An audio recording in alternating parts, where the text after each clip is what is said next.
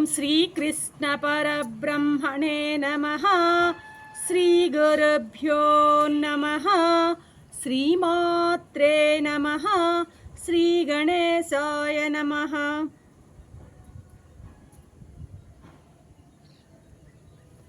ప్రియాత్మ బంధువులారా, నిత్య జీవితంలో భగవద్గీత 536వ భాగం 18వ అధ్యాయం మోక్ష సన్యాస యోగం. నిన్న పరాభక్తిని గురించి చెప్పారు స్వామి 54వ శ్లోకంలో. ఈరోజు 55వ శ్లోకంలో భక్తి చేత జ్ఞానము, జ్ఞానం చేత మోక్షము కలుగుతుందని చెప్పబోతున్నారు మనకన్నమాట. ఏమంటున్నారు స్వామి? భక్త్యా మామభిజానాతి యావాన్యశ్చాస్మి తత్వతః తతో మాం తత్వతో జ్ఞాత్వా విశతే తదనంతరం అంటున్నారు స్వామి. భక్తి చేత మానవుడు నేను ఎంతటి వాడనో ఎట్టి వాడనో యథార్థంగా తెలుసుకుంటాడు. భక్తి చేత ఈ యొక్క ధ్యాన యోగి, భక్తి యోగి పరమాత్మ యొక్క స్వరూపాన్ని, పరమాత్మ యొక్క గొప్పదనాన్ని చక్కగా యథార్థంగా తెలుసుకుంటాడు. ఈ ప్రకారంగా నన్ను గూర్చి వాస్తవాన్ని తెలుసుకున్న తరువాత అతను నాయందే ప్రవేశిస్తాడు. ఎప్పుడైతే నా గురించి తెలుసుకుంటాడో ఆ తెలుసుకున్న తర్వాత అతను నా యందు ప్రవేశిస్తాడు. అర్జున, ఆ పరాభక్తి యొక్క ఫలితాన్ని ఒక్కసారి వినవయ్యా అంటూ చెప్తున్నాడు స్వామి అన్నమాట.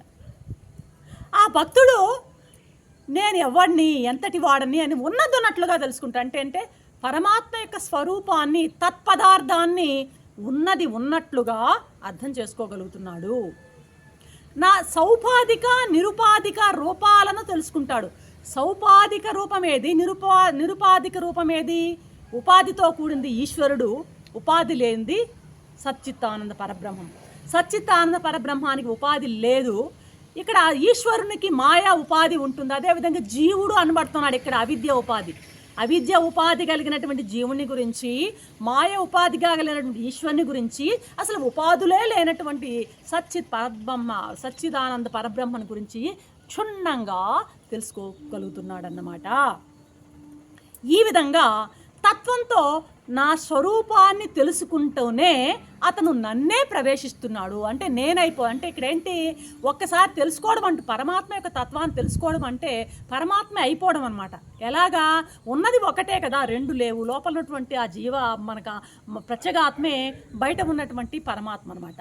రెండు వేరు వేరు కాలవు, రెండు ఒకటే. కాబట్టి తెలుసుకోవడం అంటూ జరిగితే అందులో ఆయనలో కలిసిపోవడం అనేది జరుగుతుంది. తెలియడము, ప్రవేశించడం రెండు వేరు కావు. ముందు తెలుసుకోవడము, తర్వాత ప్రవేశించడము డిఫరెంట్ కాదన్నమాట. రెండు ఒకటే. పరమాత్మను తన ఆత్మస్వరూపంగా తెలుసుకోవడం ఒక్కటే చేస్తే సరిపోతుంది. పరమాత్మ యందు ప్రవేశించుట అనేది జరిగిపోతుందన్నమాట. ఇక్కడ ఏంటంటే తెలుసుకోవడము, ప్రవేశించడం అంటే ఎలుక కన్నంలో దూరినట్టు కాదన్నమాట. ప్రతిబింబము బింబంతో చేరినట్లు. అది ఆ ఎగ్జాంపుల్ కరెక్ట్గా సరిపోతుంది అన్నమాట. క్షీరం క్షీరే జలే జలే. ప్రవేశం అనేది అంతఃకరణానికి కానీ, అంతఃకరణంలో ఈ అంటే ఒక రకమైనటువంటి ఒక భూమిక అనమాట, ఒక అంతస్తు అన్నమాట. ఇది ప్రవేశం అనేది అంతఃకరణం. అర్థమవుతుందా? అజ్ఞానమే అప్రవేశం, జ్ఞానమే ప్రవేశం అన్నమాట. ఎలాగ చూడండి, వెలుతురు చీకటి పోవాలంటే ఏం చేయాలి? లైట్ వేస్తాం. లైట్ వేసినాక లైట్ వచ్చింది అన్నాక పోతుందా చీకటి? లైట్ వేయడము, చీకటి పోవడము రెండు ఒకటేగా జరుగుతాయి అన్నమాట, ఒకేసారి. అలాగే ఈ తెలుసుకోవడము, ప్రవేశించడం రెండు సైమల్టేనియస్గా ఒకేసారి జరుగుతాయి అన్నమాట. కాబట్టి పరిపూర్ణ తత్వానికి ప్రవేశం అనేది పరిపూర్ణం ఎక్కడ ప్రవేశిస్తుంది? తత్వం ఎట్టాడిది? పరిపూర్ణమైన తత్వం ఇది. అంటే ఎక్కడ ఉంది ప్రవేశించడానికి? సర్వవ్యాపకమైనటువంటి ఆ యొక్క పరమాత్మకు వేరే చోటు ఎక్కడ ఉంది ప్రవేశించడానికి? అంతా తానే ఉన్నటువంటి వానికి ప్రవేశం ఎక్కడా? అర్థమైందా? ప్రవేశం అనేటువంటిది ఆ అభిప్రాయమే కాదనమాట.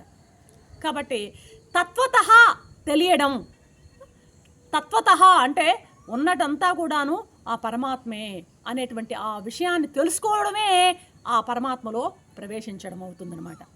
సకల మీద మహంచ వాసుదేవ అనేటువంటి ఆ సర్వాత్మ వాసుదేవ సర్వమితి సర్వం కలిదం బ్రహ్మ అనేటువంటి ఆ వాసుదేవ సర్వమితి అనేటువంటి ఆ సర్వాత్మ భావనని పొందడమే ఇది ప్రవేశించడం అన్నమాట. అది స్వామి ఇక్కడ మనకి చెప్తుందన్నమాట. కాబట్టి కింద శ్లోకంలో జ్ఞానం ద్వారా భక్తి కలగడం ఎలాగో చెప్పబడింది. ఇప్పుడు భక్తి ద్వారా జ్ఞానం ఎలా కలుగుతుందో చెప్పినాడు ఈ శ్లోకంలో. ఈ విధంగా భక్తికి జ్ఞానానికి అభేదం, అంటే రెండు భేదం కాదు, రెండు ఒకటే అని ఇక్కడ స్వామి మనకి నిరూపించాడు అన్నమాట. కొంతమంది అంటుంటారు, ఈ భక్తి ధ్యానాల్లో ఏముంది, అంత జ్ఞానమే గొప్పది అనేటువంటి భావన చెప్తూ ఉంటారన్నమాట. అయితే జ్ఞానం గొప్పదే కానీ అది అందరూ ఆచరించ వీలు కాదనమాట. చాలా కంటకభూయిష్టం, చాలా కష్టతరమైనటువంటి మార్గం అన్నమాట అది. దాన్ని దుర్లభం, అందరికీ సులభమైన మార్గం కాదనమాట. భక్తి అయితే చాలా సులభమైందనమాట. ఎవరైనా కూడాను సులభంగా ఈ మార్గంలో ప్రయాణం చేయొచ్చు అనమాట. ఇప్పుడు మార్జాల కిషోర న్యాయం అని అంటాం. ఏం చేస్తుంది, ఆ పిల్లి తన పిల్లలు నోట ఖర్చుకొని రకరకాల భద్రంగా తీసుకెళ్ళి ఎన్నో చోట్లకి మారిస్తూ ఉంటుందన్నమాట. పిల్లి ఎలాగైతే తన పిల్లల్ని రక్షిస్తూ ఉందో అలాగే భగవంతుడు కూడా తన భక్తుల్ని రక్షిస్తూ ఉంటాడు. ఇక్కడ 9వ అధ్యాయంలో ఏం చెప్పాడు స్వామి, అనన్యాస్యంతయంతో మాం యోజన అని చెప్తారు కదా, అలాగే భక్తుల యొక్క యోగక్షేమాలని నేనే వహిస్తున్నాను అని భగవానుడే మనకి డిక్లేర్ చేస్తున్నాడు. కాబట్టి మనం అధైర్యం అనేది పడాల్సిన అవసరమే లేదు. ఇక్కడ 45 నుంచి 55 శ్లోకాల వరకు స్వకర్మతో, స్వభావజనితమైనటువంటి కర్మతో ఈశ్వర ఆరాధన చేయడం ద్వారా తద్వారా కలిగేటువంటి జ్ఞాన సిద్ధిని చెప్పి ప్రకరణాన్ని ముగిస్తున్నాడు స్వామి.